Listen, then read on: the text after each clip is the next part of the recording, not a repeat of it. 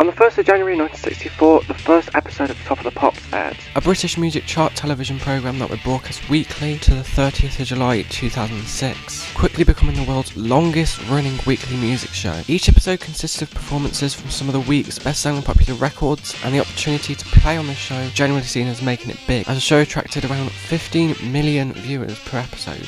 The show usually consisted of artists miming their song in front of a small audience in BBC studios, which the rock band Queen weren't very fond of. The drummer Roger Taylor seemed to be the most vocal about this hatred towards Top of the Pops, saying in an interview that Top of the Pops was incredibly uncool. It was rubbish. Because nobody was actually playing. There was about 75 teenagers which were herded about the studio and a bunch of aging disc jockeys presenting. You go into a circular building in which every single bit of which looks like the next bit. So you constantly get lost. And you spend most of the time waiting in a cubicle, waiting to go and pretend to play and sing. And it's the most unrewarding experience you could imagine, actually. But they did return over the 70s and 80s due to the show being a big source of popularity and growth. I suppose it's true to say we had slightly mixed feelings about Top of the Pops, because it wasn't very cool, but it was the great vehicle for selling records, so what can you say? Most of the original master tapes of Top of the Pops from the 60s and 70s were actually wiped in a general clearance of old tapes, but clips of Queen performances have been shown in various Queen documentaries sourced from copies owned by the BBC. In this video I want to document all of Queen's appearances on the show, from the easily available to the lost media. On February 19, 1974, the producer of the show, Robin Nash, was in a panic when David Bowie was unable to perform his new single Rebel Rebel. He was desperate for another act to fill up this time slot, so telephoned Ronnie Fowler, head of promotion at EMI, who was currently obsessing over a white label copy of a certain band called Queen's next single. When Fowler heard Nash's problem, he rushed the record to him, who liked what he heard, and the band were quickly contacted to see if they could appear. The band naturally said yes, and they were booked in. As their performance got closer, the band became more hesitant, with Freddie reportedly saying, "I'm not doing Top of the Pops, that rubbish." After some convincing, the band were rushed into Eel Pie Studios a day before the performance to record a new version of the song. The musicians' union rules stated that to appear on Top of the Pops, the artist must re-record their track, but the band liked their original version so much that they just couldn't be asked to record a new version. The next day, Queen arrived in the BBC Weather Studio instead of the main studio due to a strike going on, and performed this new track, Seven Seas of Rhye, from the upcoming second studio album Queen 2. The next day, the episode aired on Thursday at 6:30, and the band decided to watch their big breakout TV appearance in the best way possible through an electronic shop window. This performance expectedly gave the band millions of new eyes, so EMI rushed Seven Seas of Rhye out to the public as a single by the Saturday after the performance, quickly becoming the band's first charting single and reaching the top 10 in the UK in just weeks. It had quite a big impact, I know, because our record went straight into the top 10, so obviously the impact was huge there.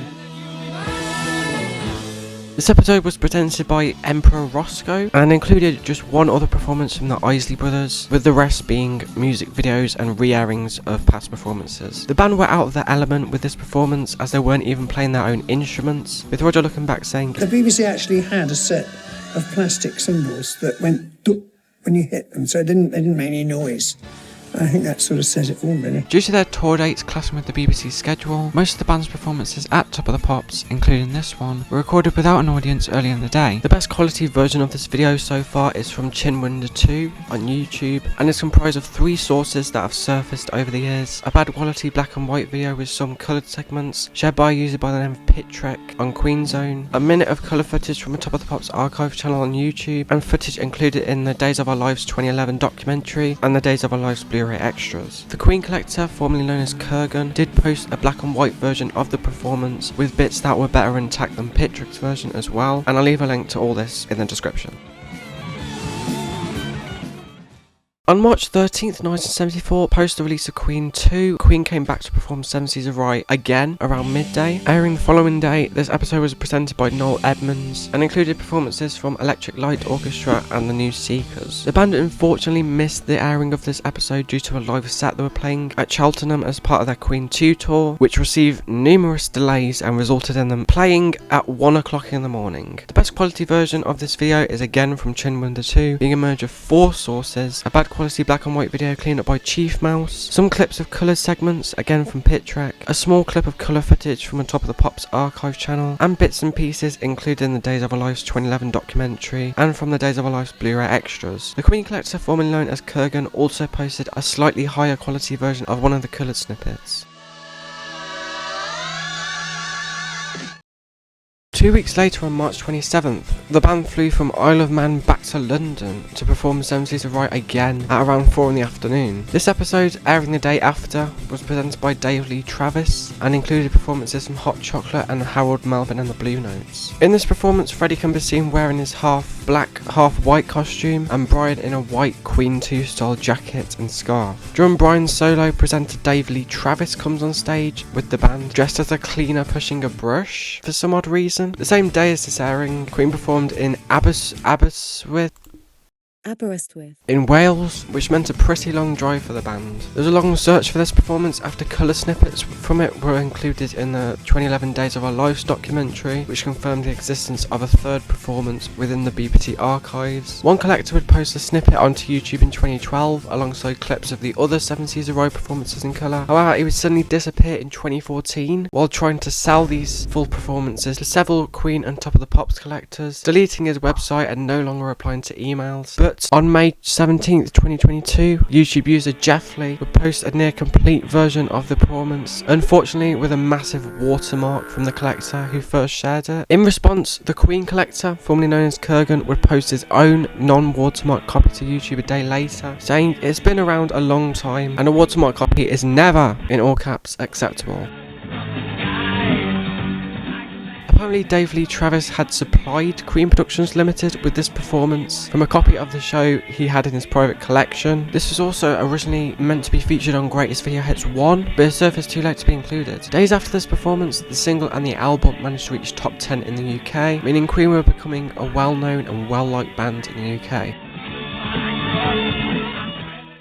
A good few months later, on October the 10th, Queen performed Killer Queen on an episode of Top of the Pops, which would be aired the next day. She's a killer queen. This was presented by Paul Burnett and included performances from Slade and Bay City Rollers, with the Killer Queen performance being widely available in full colour since. This was released as a single on the day of the airing and quickly started to shoot up the charts. User Alex provides a really well done merge of footage from the Queen at the BBC documentary, the Greatest Hits 1992 VHS, the Killer Queen Big Hits compilation found on the BBC iPlayer, and a June 2018 rebroadcast of this performance. On October 24th, 1974, a second tape of the Killer Queen performance aired on Top of the Pops. This was presented by Dave Lee Travis and included performances from Sparks and Ken Booth. This performance, nicknamed Take 2, was only thought to be available in a cropped 16:9 format for many years, being released cropped on the Greatest Video Hits DVD, and it even re-aired several times on BBC in this cropped format. But on June 11th, 2022, YouTube and Lost Media Wiki user Spid uploaded a 4:3 version, sourced from a 1998 edition of the show Top of the Pops 2, which would re-air clips from the original Top of the Pops show.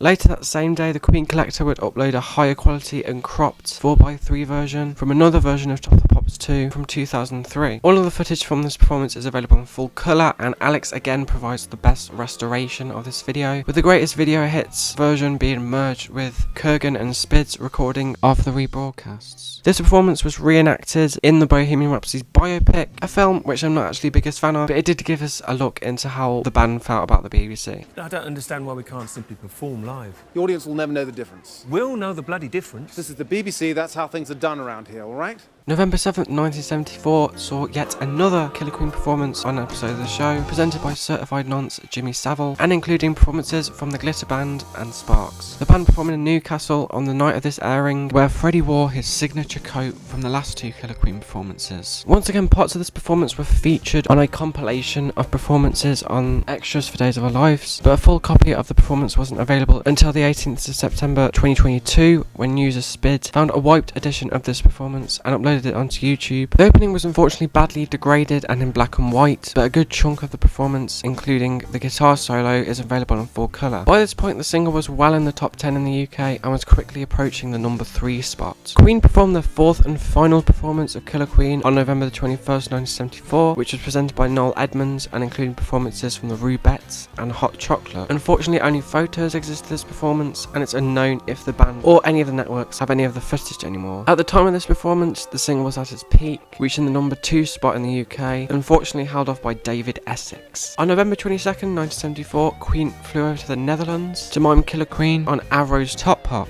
which was a Dutch version of Top of the Pops. This wasn't re-aired and was thought to be lost for a while until it was found on a 2007 compilation DVD of Top Pop performances. It's now easily available on Top Pop's own YouTube, and they've actually remastered it recently as well. The set is recognisable for having a bunch of yellow and red blocks in the back. They performed Killer Queen again on Top Pop on the same day with the same outfits worn, but instead on a chroma key stage, with the show supposedly planned to key something in behind the band. The chroma key stage was used quite regularly on the show when there was no audience available. Unfortunately, this wasn't aired and was likely erased, but a lot of pictures exist of this performance, which were taken by photographer Laurens van Houten. Most fans pointed out how tired the band looks here, probably due to jet lag, with Roger looking notably frustrated. It's theorised that this performance wasn't actually filmed in the first place and was just a rehearsal before going onto the set with the blocks. Apparently there's an interview shot with the band to be aired as well, but no footage surfaced to this. These performances may have boosted the band's notability in the Netherlands, as the single reached the number 3 spot in January of the following year. January 16th, 1975 saw Queen's first performance of Now I'm Here on the show.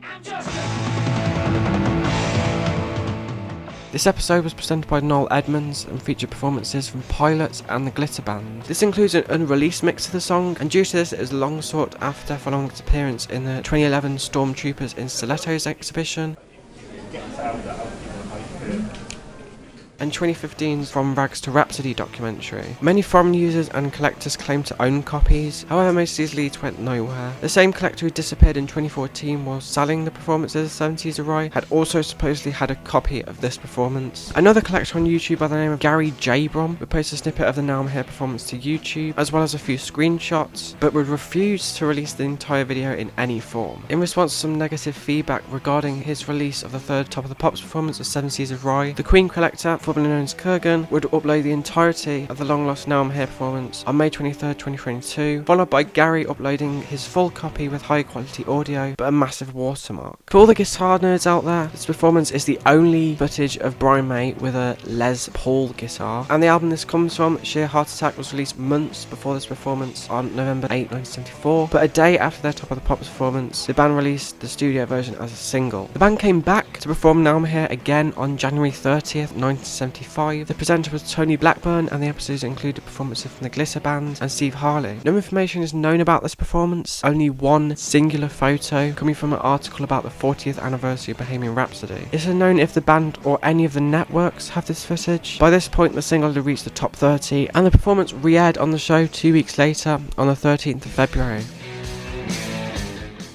On November the 10th, 1975, an alternate version of the promo video for Bohemian Rhapsody, made for Top of the Pops, aired instead of a performance, due to the band being busy with their long UK tour. This ended up re-airing on multiple occasions. The single was released a week before this episode aired, and this was the version of the video that most people associated with the song, as the original version wouldn't be fully available to the public until Greatest Flicks released in 1981. This version of the video is most notable for including stock fire overlaid onto the first few seconds of the video. It obviously gained a lot of attention and was praised for how unique and groundbreaking it was for the time. Due to this, it was re-aired every following week for 9 weeks and left the band with their first number 1. This version of the video has been released on Greatest Video Hits 1 as like a secret video on disc 2, only accessible by pressing a bunch of different buttons on your remote. It's also available on many other releases, the making of a Night of the Opera DVD, the Greatest Hits in Japan DVD, and part of the 30th anniversary download of the track on iTunes.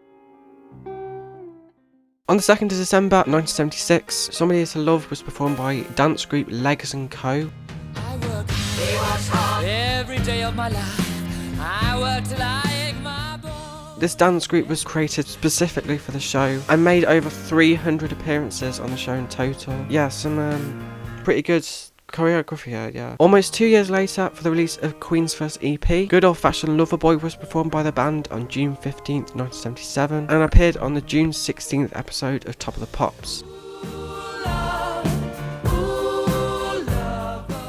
with presenter Dave Jensen, and including performances from John Miles and Hot Chocolate. This uses an alternate take of the song and has been re-aired and released on multiple occasions. The alternate take was later released in the 2011 bonus EP of Day at the Races. The performance was released on Greatest Video Hits 1, but it was obviously horribly cropped. Luckily, this episode was re-aired in the latter half of the 2010s in beautiful HD. This performance aired 2 more times on the original run of the show, on the 30th of June and the 21st of July, and was released on the EP a few weeks before the airing of this performance, reaching its peak at number 17 on the 2nd of July. November the 3rd, 1977 saw an alternate version of the We Are The Champions promo video air on Top of the Pops, which was filmed at the New London Theatre Centre on October the 6th.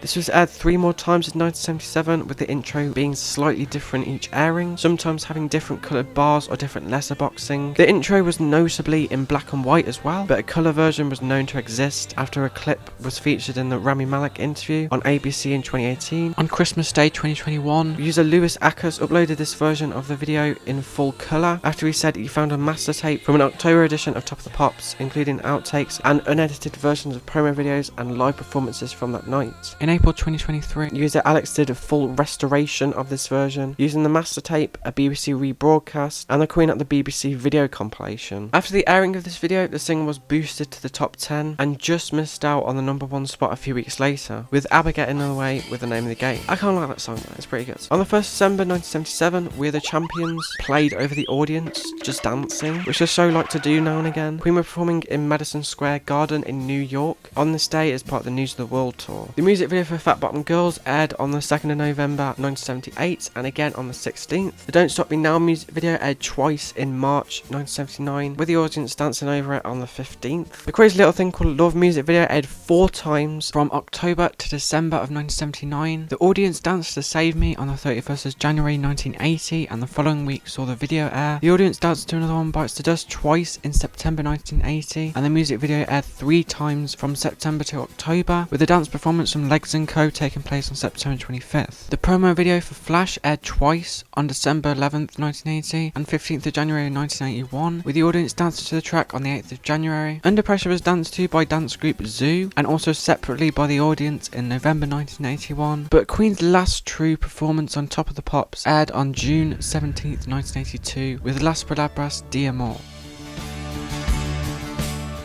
This episode was presented by Simon Bates and featured performances from Roxy Music and Charlene. This was 5 years since their last performance on the show and was recorded later in the day with no audience present. This was Queen's final in-person aired appearance on Top of the Pops. An alternate take of Las Palabras de Amor was performed with an audience and has Roger wearing sunglasses, but it unfortunately didn't air, with only 1 picture surfacing of it. It's thought to be the first performance of the song, and Brian and Roger briefly referenced this performance on the Greatest Video Hits commentary. We did this in a studio when the audience were not there, and I don't exactly remember why. Maybe Roger does. They, I don't know why, they must have thought we were very grand, but I remember they finished filming Top of the Pops, cleared the studio and let us do this without the audience, you know. The no audience version did re-air though on the 1st of July 1982 with different text in the outro, and did appear on Greatest Video Hits 2 in a horrible 16:9 crop format, with a new outro bit that just reverses the intro of the performance. BBC 4 did re-air these 2 episodes of Top of the Pops recently on BBC 4, so thankfully we get to see this performance in a full uncropped format and in HD. I think the best version of this video is from me. I merged together a Top of the Pops re-airing I found on YouTube along with Alex's restoration, which is a merge of the Queen at the BBC documentary, a transfer of Greatest Flicks 3 provided by Chinwinder, and the Greatest Video Hits 2 DVD to provide a full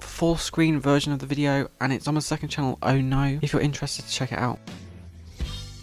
To commemorate the show's 1000th episode, on the 5th of May 1983, the BBC re-aired one of the Killer Queen performances. Radio Gaga aired once in February 1984, I Want to Break Free aired twice in April and May of 1984, It's a Hard Life aired once in July, Hammered Fall aired in September, a clip of One Vision was shown, showcasing it breaking the top 40 in November 1985, A Kind of Magic aired in March 1986, the audience danced to A Kind of Magic twice in April, a clip of Friends Will Be Friends was shown to showcase it entering the top 40 in June. Then the full video aired a week later. We got another top 40 clip of Who Wants to Live Forever in October. Bohemian Rhapsody was re-aired to celebrate 25 years of Top of the Pops in December 1988. The music videos to I Want It All, Breakthrough, The Invisible Man and Scandal all aired in 1989, with top 40 break clips for Scandal and The Miracle also. To celebrate the 80s coming to an end, Radio Gaga re-aired in December 1989. The music videos for Innuendo, I'm Going Slightly Mad and Headlong aired, and a slightly different edit of The Show Must Go On was aired to remove Freddie's arse. And to be honest, I can't be bothered to say anymore. Basically any single from Queen from then on that reached top 40 in the UK probably had their video ads, with the exception of Killer Queen, which was once again re-aired years later in 2006 to celebrate the end of Top of the Pops. Finally, I'm going to go through solo appearances from the band Top of the Pops, starting with Roger, who performed Future Management on his debut album Fun in Space on the 23rd of April 1981. The single didn't even make the top 40, which is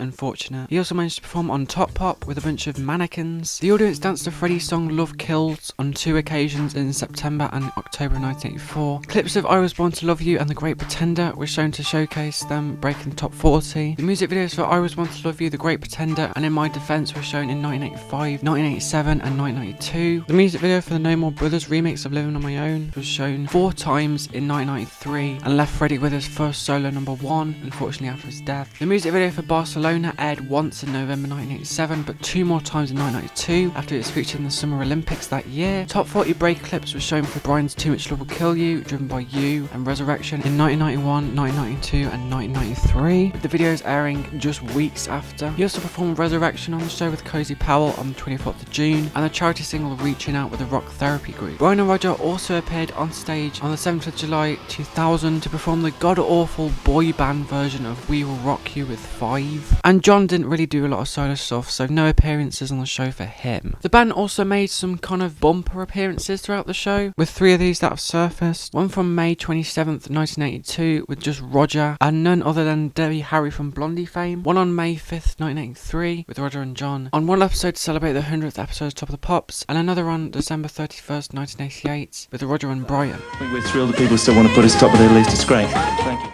Overall, it's a known fact that Top of the Pops played a large part in the success of Queen as a band, and the show gave the band a lot of new eyes, who ended up buying their singles and albums and going to the live shows. The BBC aired Queen's music videos a whopping 60 times on Top of the Pops, leaving a legacy and impact on the show that people still talk about to this day. There's so much to cover it, and I could have misinterpreted stuff or got stuff wrong, so please feel free to elaborate or correct in the comments below. Please also consider liking and subscribing.